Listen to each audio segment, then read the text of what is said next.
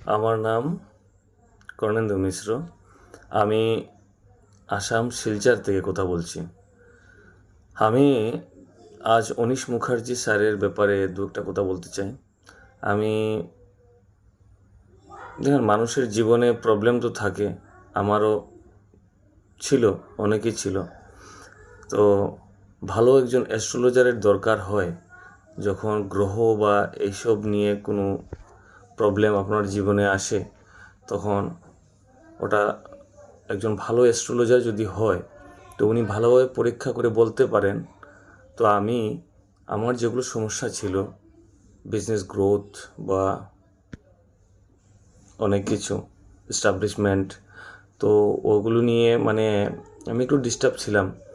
তো আমি অ্যাকচুয়ালি ওনাকে পার্সোনালি তো চিনতাম না, আমি ইউটিউবে ওনার ভিডিও দেখে ওনাকে চিনেছি।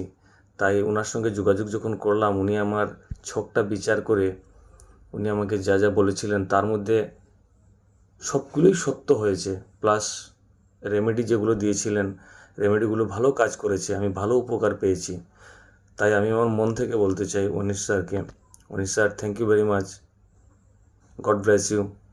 আপনার মতো একজন এরকম যোগ্য মানুষের দরকার মানুষের জীবনে। অ্যাস্ট্রোলজি আজও আছে, কিন্তু অ্যাস্ট্রোলজার ভালো নেই, তাই অ্যাস্ট্রোলজার ভালো হতে হয়।